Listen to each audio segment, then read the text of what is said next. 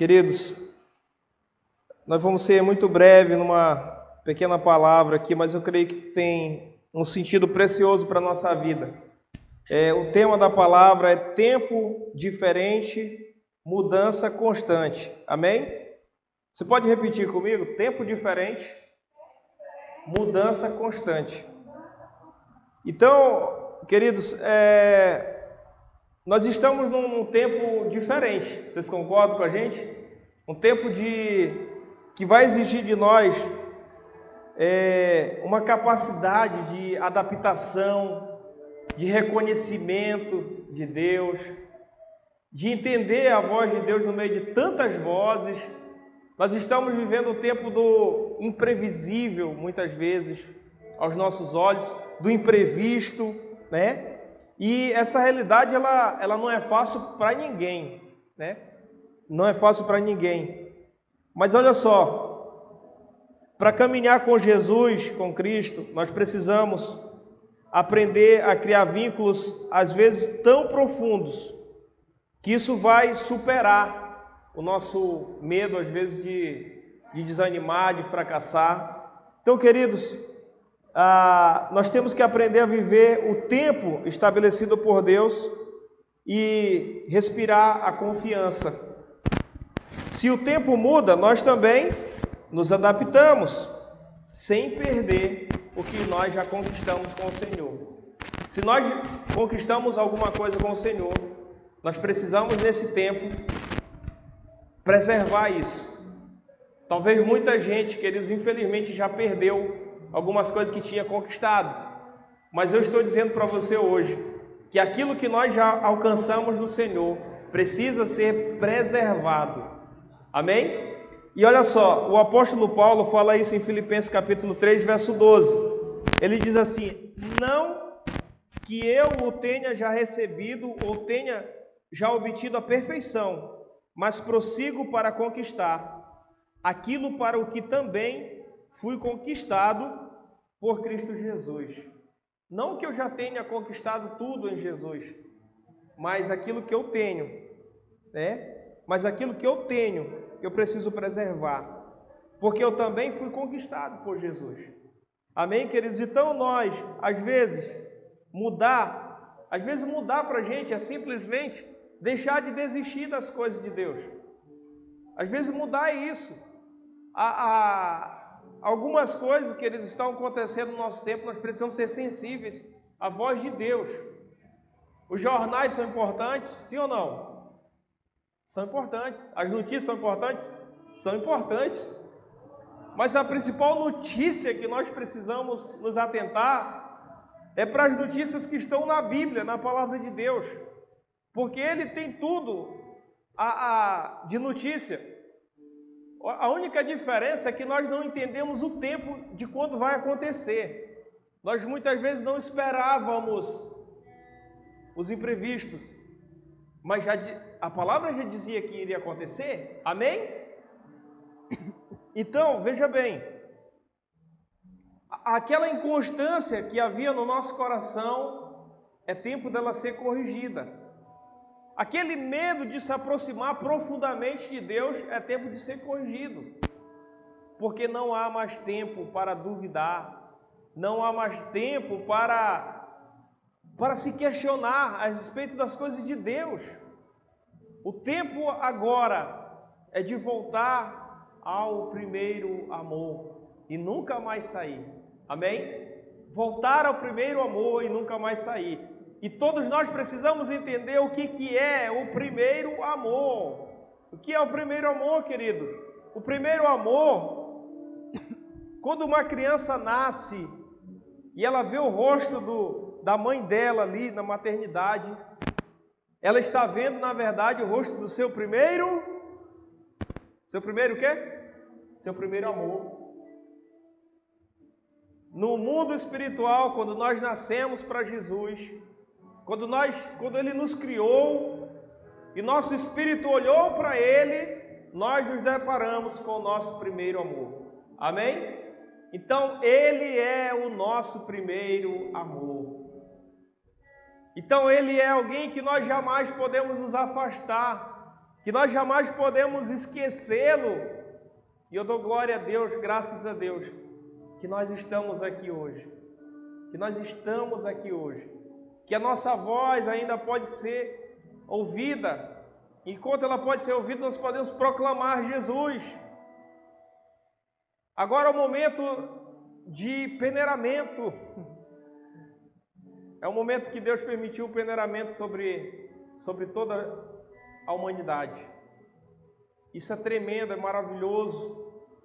Ao mesmo tempo assustador para muitas pessoas, mas eu creio que para você é um tempo bom. Eu creio que para você é um tempo de aprendizado. Eu creio que para você é um tempo de fortalecimento da sua fé. Eu creio que para você é um tempo de buscar a Deus como nunca você buscou antes na sua vida. É um tempo de proximidade, um tempo de relacionamento. Querido, é um tempo de viver a verdade.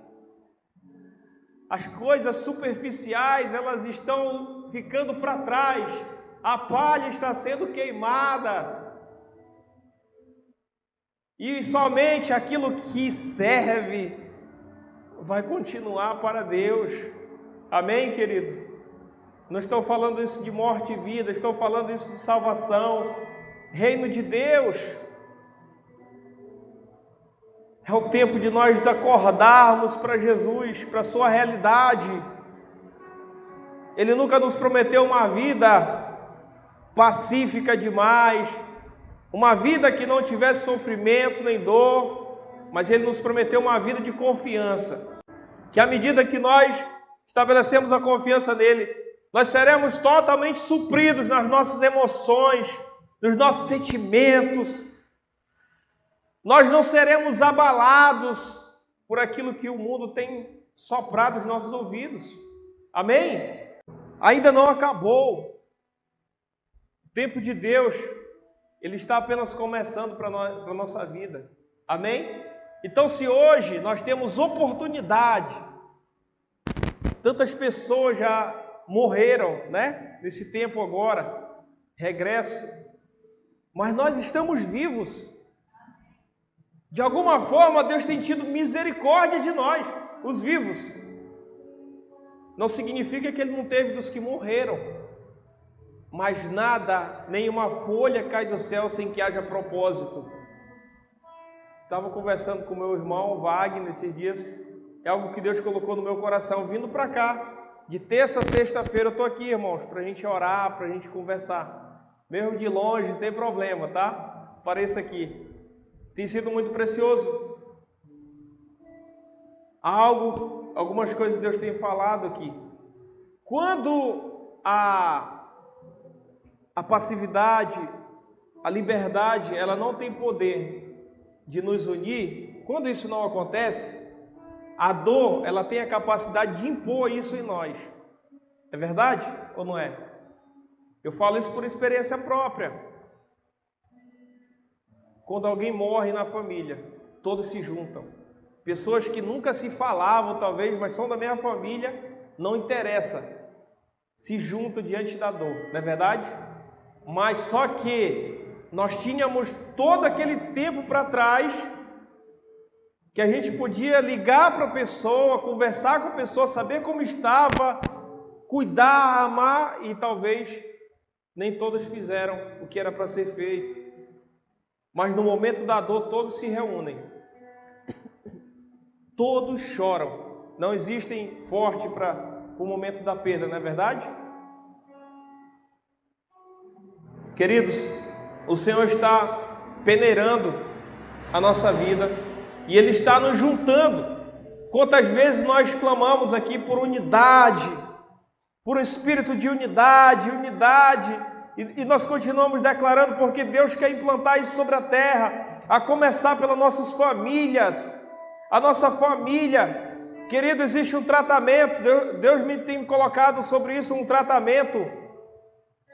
Nós que não passamos, que estamos vivos hoje aqui, mas talvez tivemos sintoma de doença, ou perdemos um amigo. Ontem eu perdi um amigo, um familiar, Existe o pós. Para nós que estamos vivos, os que já morreram, a palavra diz, segue-se o juízo, né? Situação resolvida, para o sim ou para o não. Mas para nós que estamos aqui, existe o pós. É como está os nossos sentimentos, como está o nosso psicológico, o nosso emocional, como está o nosso espírito. Existe algo que tem poder de restaurar, de nos lavar, de nos purificar, e muitas vezes nós esquecemos. E eu quero que você tenha consciência disso. A palavra de Deus tem poder para nos restaurar. A palavra de Deus tem poder para nos curar. A palavra de Deus tem poder para nos lavar, para nos fortalecer, para nos encorajar, para nos corrigir quando for necessário. Essa é a palavra de Deus. Somente aqueles que fizerem bom uso dessa palavra, somente essas pessoas, elas sairão até mesmo ilesas de tudo isso. Querido, então eu quero te dizer isso. Se apegue ao Senhor. Tempo diferente exige mudança diferente, mudança constante. Precisamos estar sendo transformados, mudados.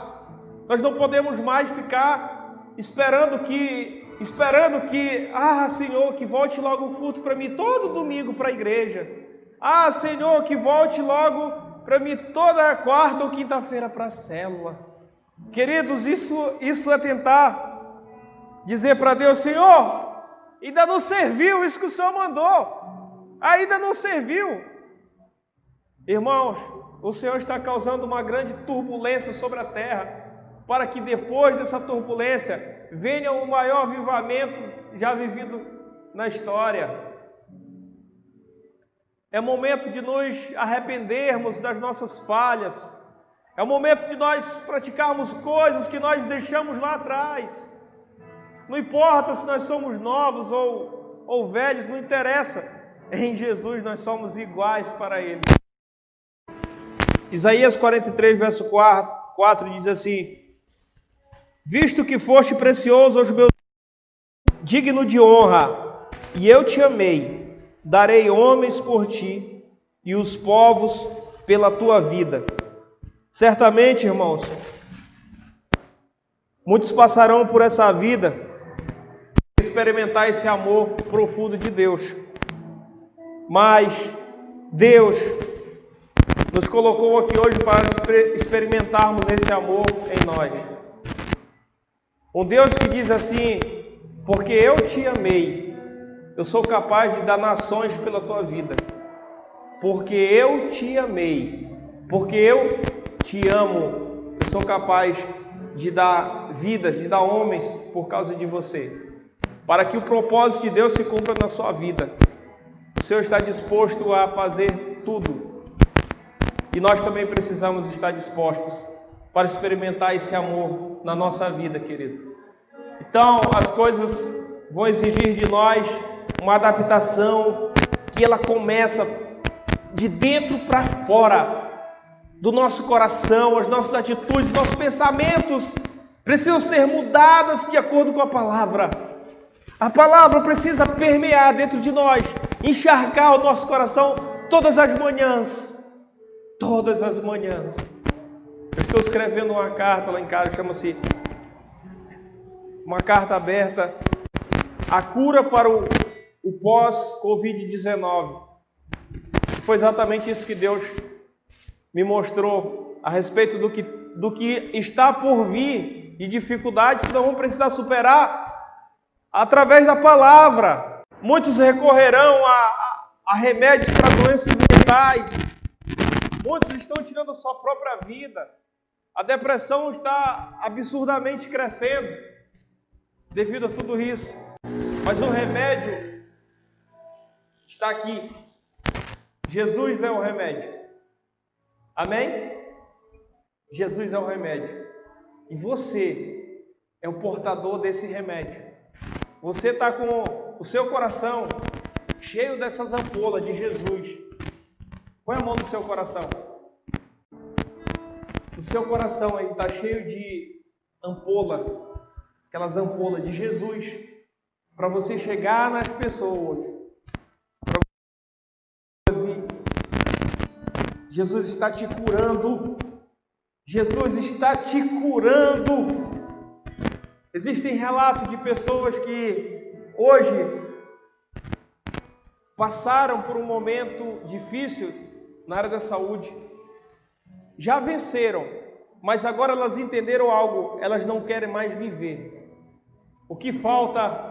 Falta cura, falta Jesus na vida dessas pessoas, porque Jesus é o sentido da vida, porque Jesus, ele é a própria vida.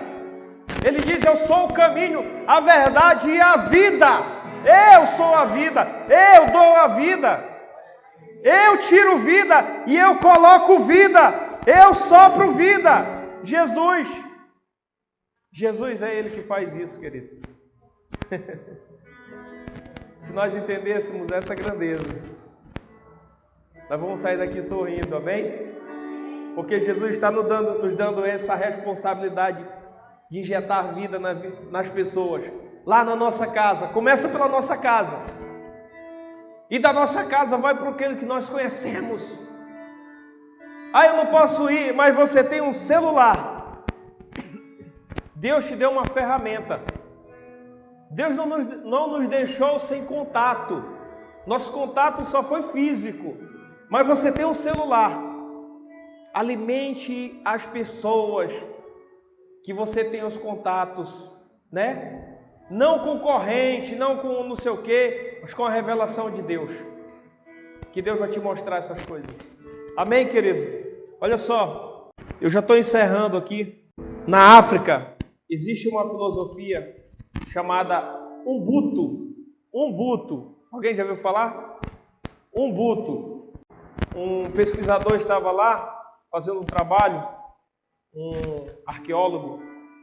E quando aquele trabalho terminou, ele reuniu as crianças de uma aldeia africana e ele levou vários presentes, doces, brinquedos, colocou dentro de um cesto, colocou as crianças enfileiradas e falou assim: eu vou contar até 3.